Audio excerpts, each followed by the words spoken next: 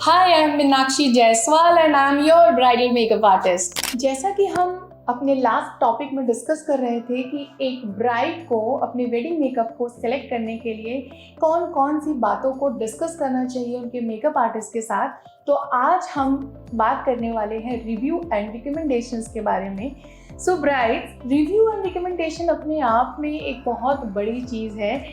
अगर आपको कोई भी मेकअप आर्टिस्ट पसंद आ रहा है तो आप उनके रिव्यूज़ को ज़रूर पढ़िए। उसमें बहुत सारे प्लस रिव्यूज़ होंगे, कुछ माइनस रिव्यूज़ होंगे, तो आपको कंफ्यूज नहीं होना है। आपको ये देखना है कि रिव्यूज़ में ब्राइड्स ने उनके बारे में क्या लिखा है, so you can connect the emotions and recommendation really works. अगर आपके पहले आपकी फैमिली में किसी ने उन पर्टिकुलर मेकअप आर्टिस्ट से मेकअप कराया है, आपके फ्रेंड्स ने कराया है, आपकी किसी नोन पर्सन ने कराया है, तो आप एक बार उसको ज़रूर ध्यान दीजिए, क्योंकि रिव्यू एंड रिकमेंडेशन कहीं ना कहीं आपके अंदर एक ट्रस्ट बिल्डअप करेगा, जो कि आपके अंदर कॉन्फिडेंस को और बढ़ा देगा और आप एक बेहतरीन मेकअप को प्रोसेस कर पाएंगे। सो गाइज, ये तो बहुत क्लियर हो गया कि रिव्यूज़ एंड रिकमेंडेशंस बहुत ज़्यादा इंपॉर्टेंट होते हैं। मैं आपको अपनी एक बात बताना चाहती हूँ। मैं पिछले 15 सालों से इस फील्ड में वर्क कर रही हूँ और हमारे पास में बहुत सारी ऐसी ब्राइड्स आती हैं जो कि हमसे कभी मिली नहीं होती हैं, जो कि हमारे लोकल एरिया में नहीं होती हैं।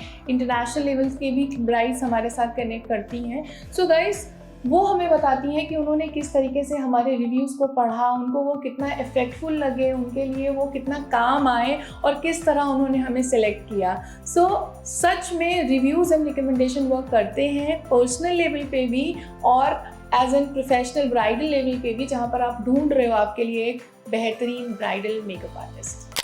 हमने अभी तक की सीरीज़ में डिस्कस किया कि एक ब्राइड जब अपने मेकअप को सर्च कर रही होती है, अपने मेकअप आर्टिस्ट को सर्च कर रही होती है, तो प्रोडक्ट क्वालिटी कितनी ज़्यादा इंपॉर्टेंट होती है, कि रिव्यूज़ एंड रिकमेंडेशंस कितने ज़्यादा इंपॉर्टेंट होते हैं। और एक बहुत ही ज़्यादा इंपॉर्टेंट क्वेश्चन आता है, वो है ट्रायल मेकअप्स। तो अक्सर लड़कियां हमसे पूछती हैं कि मैडम, क्या ट्रायल मेकअप्स मिलेंगे? तो गाइस, ये मेरा पर्सनल बिलीव है और आई डोंट नो, बहुत सारे लोग मुझसे इस बात पर डिसएग्री नहीं करेंगे, कुछ लोग एग्री करेंगे। जो ये ब्राइडल मेकअप होता है ना, ये सिर्फ एक वर्ड नहीं है। ब्राइडल मेकअप में सिर्फ आपका मेकअप नहीं आता है, आपकी ओवरऑल पर्सनालिटी आती है। आपका हेयर स्टाइल कैसा है, आपका मेकअप कैसा है, आपकी स्किन कैसी है, आपकी ड्रेस कैसी है, आपकी ज्वेलरीज कैसी हैं, एंड कौन सी लाइटिंग और एनवायरनमेंट में आपकी पिक्चर को शूट किया गया है। हम जब किसी पिक्चर को देखते हैं, एज एन एग्जाम्पल,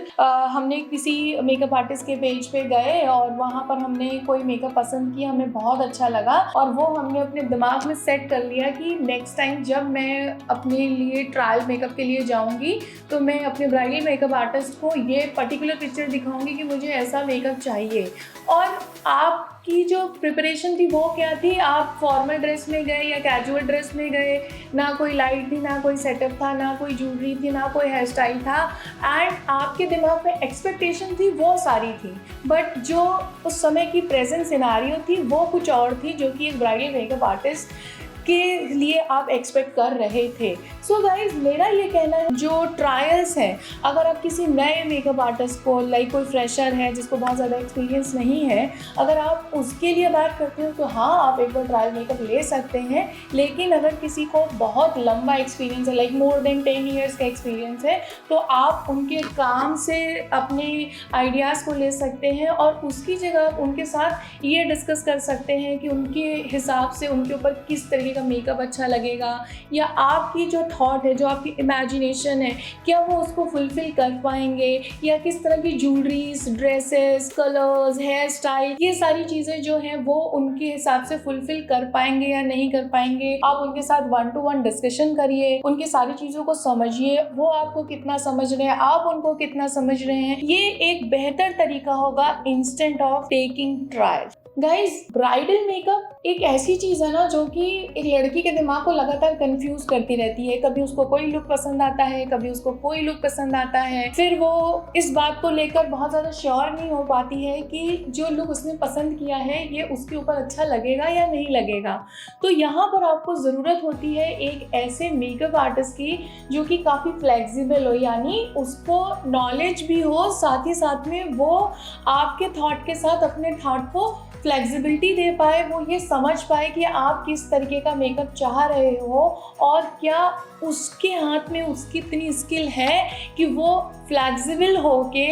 आपके अकॉर्डिंग आपके मेकअप लुक को डिसाइड कर पाए, क्रिएट कर पाए या आपको सजेस्ट कर पाए। यानी अगर लास्ट मिनट में भी आपका मन हुआ कि नहीं मुझे ये वाला मेकअप करवाना है, तो क्या वो वाला मेकअप जो आपके दिमाग में चल रहा है, जो आपको लग रहा है कि नहीं यार मैंने ये मेकअप नहीं किया तो मैं अच्छी नहीं लगूंगी, तो आपको एक ऐसे मेकअप आर्टिस्ट की ज़रूरत है जिसके अंदर फ्लेक्सिबिलिटी हो और जो आपके थॉट के साथ आसानी से कनेक्ट कर पाए। गाइज, ये जो फ्लेक्सिबिलिटी है ना, ये नहीं डिसाइड करती है कि ये मेकअप किसी मेकअप स्टूडियो में होगा तो ही फ्लेक्सिबिलिटी होगी या किसी वेन्यू मेकअप में होगा तो ही फ्लेक्सिबिलिटी होगी, क्योंकि मेकअप तो मेकअप है। अब इससे कोई फ़र्क नहीं पड़ता कि वेन्यू मेकअप में जो मेरा मेकअप हो रहा है उसमें मुझे कॉम्प्रोमाइज़ करना पड़ेगा और अगर स्टूडियो में मेकअप हो रहा है तो उसमें मुझे कॉम्प्रोमाइज़ नहीं करना पड़ेगा। तो आपको ये ज़रूर देखना है, either you are having a makeup for your venue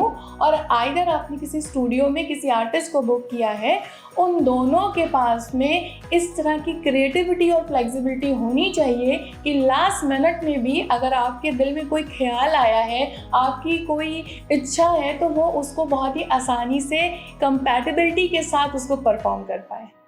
so brides, हमने अभी तक काफ़ी सारे टॉपिक्स पे बात कर ली, प्रोडक्ट क्वालिटी पे बात कर ली, हमने कंपैटिबिलिटी पे बात कर ली, लाइक फ्लेक्सिबिलिटी पे बात कर ली, ट्रायल मेकअप्स पे बात कर लिया, बट अब बात आती है प्रोफेशनलिज्म की। प्रोफेशनलिज्म समवेयर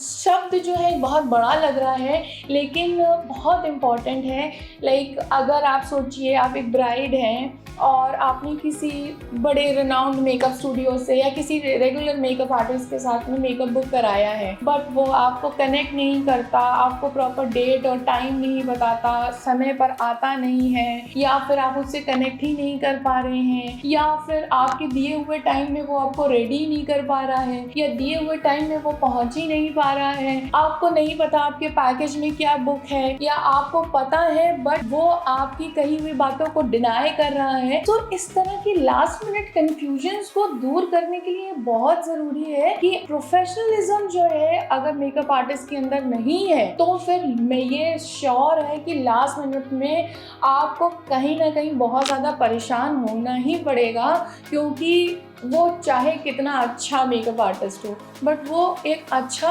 मैनेजमेंट, जिसे कहते हैं ना time management, data management, information management, उसमें कहीं ना कहीं वीक रह गया है। तो अगर आप चाहते हो कि आप अपनी ब्राइडल मेकअप वाले दिन किसी भी चीज़ के लिए स्टक ना हो, कि अपने मेकअप को एकदम हसल फ्री एंजॉय कर पाओ, तो प्रोफेशनलिज्म बहुत ज़रूरी है। और हम अगर अपनी बात करें तो हम प्रॉपर अपनी ब्राइड के साथ कनेक्ट करते हैं, हमारे उनके मैसेजेस जाते हैं, हमारे पास उन्होंने जो भी पैकेज बुक कराया होता है उनका मेल उनको जाता है, उनकी टाइमिंग्स के साथ हम कनेक्ट करते हैं, मेकअप आर्टिस्ट के साथ उनको कनेक्ट करवाते हैं। सो जो जर्नी है जो स्टार्ट हुई है डे 1 से लेकर और जब तक आपकी शादी नहीं हो जाती तब तक हम आपके साथ रहते हैं, हम आपको हर उस चीज़ के लिए इन्फॉर्म करते हैं जो आपके लिए ज़रूरी है, बिकॉज मुझे पता है प्रोफेशनलिज्म सब कुछ है। और अगर आप एक अच्छे मेकअप आर्टिस्ट हैं तो प्रोफेशनलिज्म आपको बहुत आगे तक लेके जा सकता है।